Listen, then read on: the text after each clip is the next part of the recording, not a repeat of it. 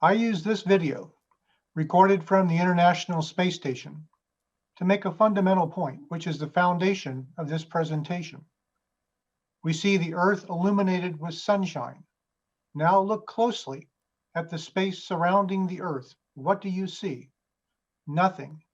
Yet all of the sunlight illuminating the Earth is passing through this apparent void.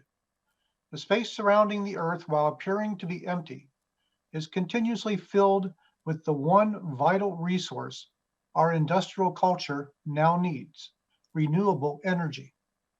Tapping this inexhaustible energy using space-based solar power, what I call astroelectricity, will literally empower world peace and bring global liberty and prosperity. The focus of this presentation is to explain why this is our only practical choice to go green and how this will enable global sustainable development. Next slide. Our starting point is the beginning of the 1700s, when our energy needs were simple. Most work was done by hand, and most energy used was for cooking and heating. Next slide. The Industrial Revolution began in 1712, when Thomas Newcomen invented the steam engine, enabling the energy released by a simple fire to produce useful mechanical power. Next slide. In 1776, 64 years later, James Watt figured out how to modify Newcomen's engine to make it more energy efficient and powerful. This made it cost-effective to build steam engines about anywhere, enabling the Industrial Revolution to spread broadly. The unit watt, used to measure power, is named after James Watt. Next slide. Steam power increased the mechanical power available to get more done per hour of human work, increasing the value of the human labor, enabling the growth in middle-class prosperity. Steam power also enabled a revolution in transportation. Next slide. Of course, this required an increasing use of wood fuel that began to exhaust available supplies, forcing a transition to coal, beginning in America in the 1840s. Next slide. To be clear, the world's transition from wood fuel to coal kept the industrial age alive, as there was no other technological options at that time. Next slide. In the 1880s, steam-powered generators enabled the wide use of electrical power. By the 1890s, the modern age of electricity was well underway, enabling electric lights, telephones, and electric motors. Next slide. This was followed soon by the internal combustion engine, enabling convenient personal transportation. Next slide. Today, more than a century later, we are still substantially dependent on fossil carbon fuels to meet our world's energy needs as the world continues to industrialize. Next slide. For a variety of reasons, people increasingly want to move from fossil fuels to sustainable green energy. There's nothing wrong with this. The question is how to do it in an orderly and practical manner that does not impact our standard of living. This is an engineering issue, not a political issue. Next slide. The Paris Climate Agreement, often cited as the political litmus test as being politically correct regarding protecting the environment. From an engineering perspective, the agreement sets 2100 as the general goal for eliminating fossil carbon fuel use worldwide. It also emphasizes the need for enabling sustainable development. However, it's important to understand that this agreement, the third attempt at writing and implementing protocol, is not an actionable document. It is not a true progressive document. Specifically, it does not provide a technology roadmap for an orderly transition to green energy that advances the world's prosperity. It also does not set a goal or target for the per capita green energy supply needed to enable true global sustainable development sufficient to end energy impoverishment. Finally, it focuses too much on the past perceived wrongs, failing to excite the world with an achievable vision of an advanced worldwide sustainable civilization by the start of the 22nd century. Next slide. These are the focus areas of this presentation. First, we need to identify a target value for the world's green energy supply per capita to be achieved by 2100. Next, we need to identify how this green energy will be supplied. Finally, we need to understand the benefits related to sustainable development powered by affordable green energy. To start, let's review the differences between power and energy. Next slide. A microwave oven uses electrical power to operate. We measure electrical power in watts. This oven uses about 1,000 watts. Next slide. 1,000 watts is referred to as 1 kilowatt. 1,000 kilowatts is referred to as 1 megawatt. 1,000 megawatts is referred to as 1 gigawatt. This is 1 billion watts. Next slide. When the Hoover Dam is operating at full power, it can generate 2 gigawatts, or 2 billion watts of electrical power. Next slide. Now let's do a little math. We see that the Hoover Dam is capable of powering 2 million microwave ovens. Next slide. Energy is how much power the oven used for the entire time it was operating. Next slide. This oven uses 1,000 watts, or 1 kilowatt of electrical power when operating. Each hour, it uses 1 kilowatt hour of electrical energy. Next slide. I'm going to use 2 new units of electrical energy to help later in mentally visualizing the amount of energy a person and the world will need. Next slide. For the per capita energy use, we will use the microwave oven year. This is how much green electrical energy the oven would consume if operated continuously for 1 year. Next slide.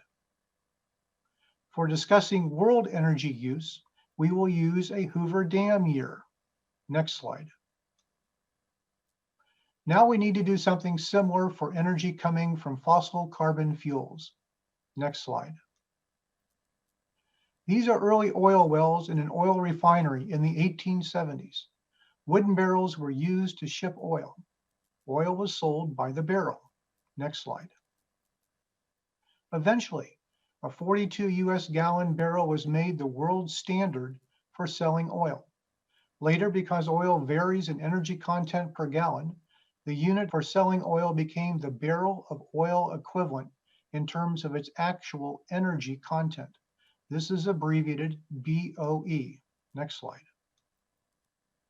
The consumption of all carbon fuels can be expressed using the BOE energy unit.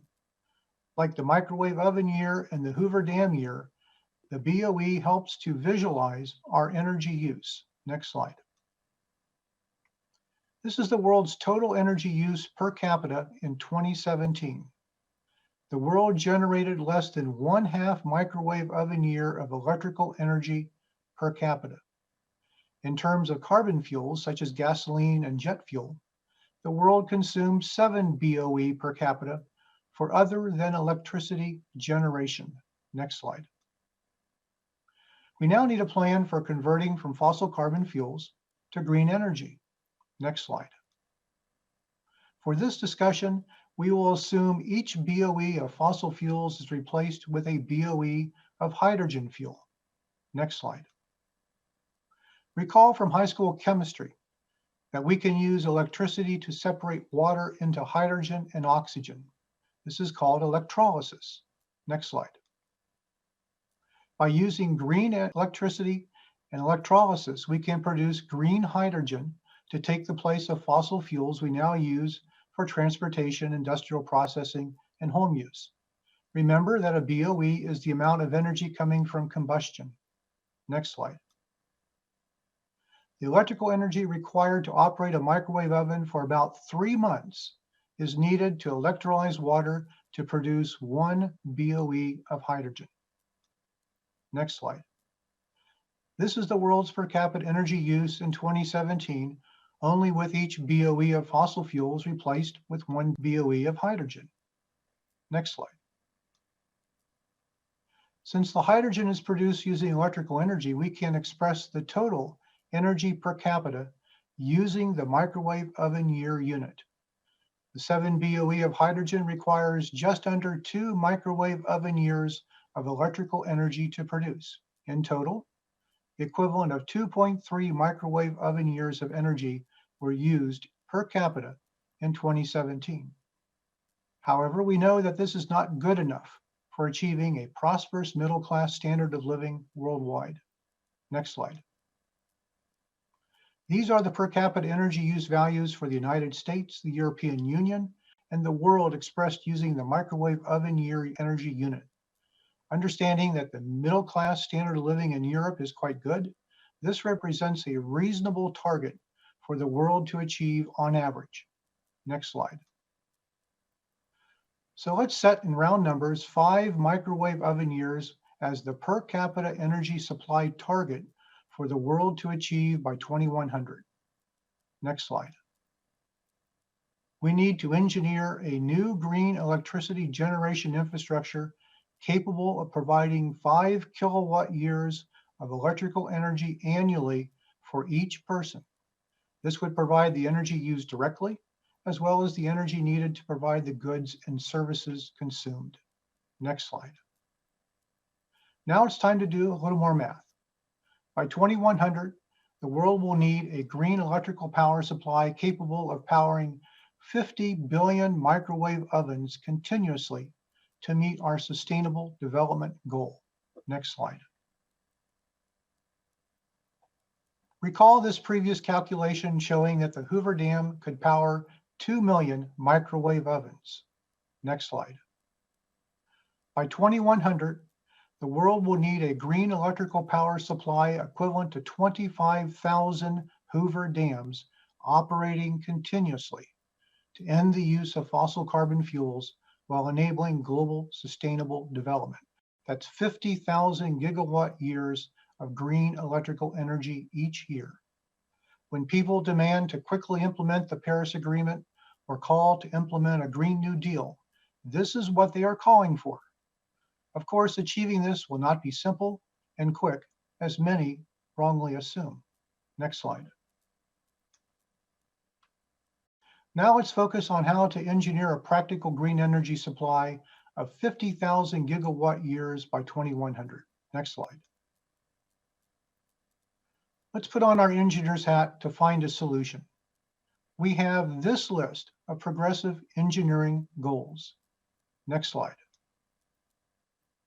The world will need 50,000 gigawatt years of green electrical energy each year by 2100.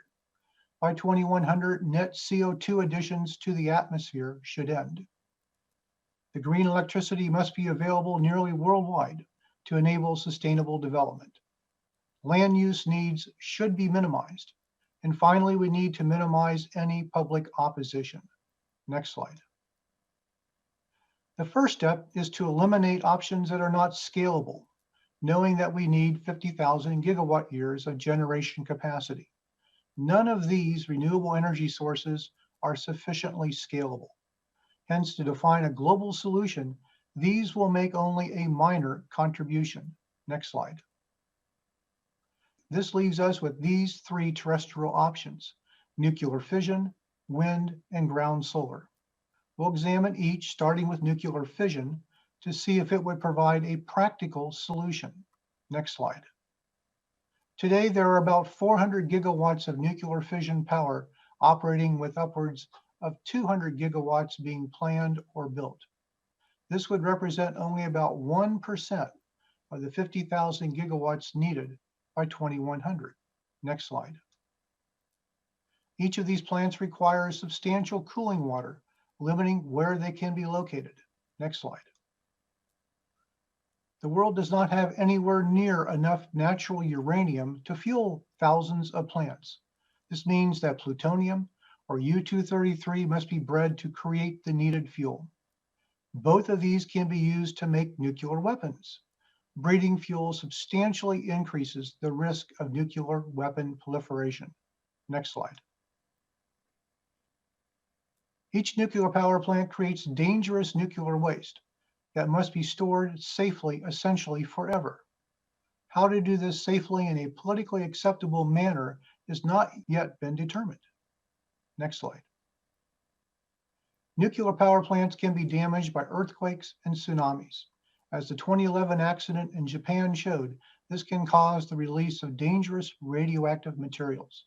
Next slide. Many nations have decided to not pursue nuclear power, meaning that much of the world will not accept this solution to substantially replace fossil carbon fuels. Next slide. With the substantial expansion of nuclear fission not being practical, next let's examine wind power. Next slide. In viable wind farm locations, wind turbines will only produce about 1/3 of the energy per year that would be produced if the wind was steady year-round. A typical 1.6 megawatt wind turbine will only produce about 500 microwave oven years of electrical energy each year, enough for about 100 people. Next slide. This is a commercial wind power map for America, with the blue areas having the greatest potential. Building wind farms on all of the blue areas would only supply about 3,000 gigawatt years of electrical energy, only 60% of the green energy America will need by 2100. By 2100, the world's all-wind solution will require over 60 million square kilometers of wind farms with 100 million turbines to yield the needed 50,000 gigawatt years of electrical energy. Next slide. Each turbine requires a steel and concrete base weighing about 250 tons. Next slide. Bad weather damages wind turbines, breaking blades and causing fires.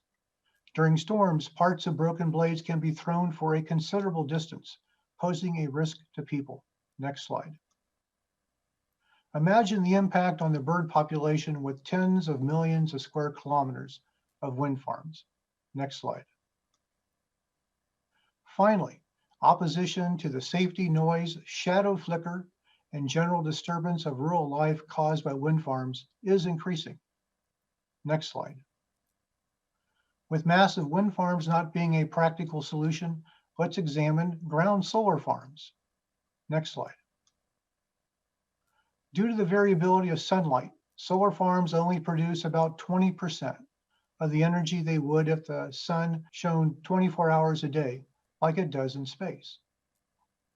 Next slide. Solar farms generally require level ground to be built, meaning that terrain limits where and how many square kilometers of solar farms can be built at a location. Next slide. For example, in the southwestern United States, the red, orange, yellow areas are the only available flat lands suitable for commercial concentrating solar farms. Next slide. Solar farms can provide the electrical energy needed by about 1,500 people per square kilometer. By 2100, the all-ground solar solution would require nearly 7 million square kilometers of solar farms to yield the needed 50,000 gigawatt years of electrical energy. Next slide. While each of these will likely have a share of the solution, substantially relying on these to reach our 50,000 gigawatt years goal is not practical. Next slide. To meet the sustainable energy goals, the one final option is space-based solar power. Next slide. This is a NASA concept for a space-based solar power platform located in geostationary Earth orbit, referred to as GEO. Next slide.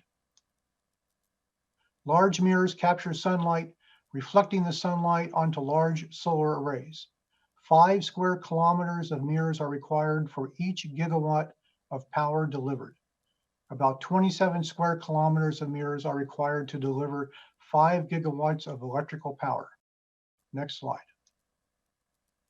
The solar arrays convert the sunlight into electrical power, which is sent to the transmitter. Next slide. The transmitter, which is about 1 kilometer in diameter, transmits 5.6 gigawatts of power to the ground receiving station called an astroelectric plant. Each astroelectric plant, after transmission losses, would deliver about 5 gigawatts to the power grid. That's about 2.5 Hoover dams. Next slide. The ability to transmit power in this manner was demonstrated almost 50 years ago. Next slide.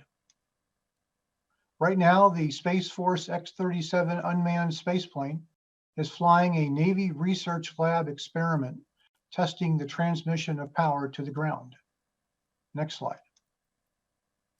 Each solar power platform will have a receiving station and astroelectric plant on the ground. The shape is elliptical in this example because it is not located on the equator. On the equator, it would be circular. Next slide.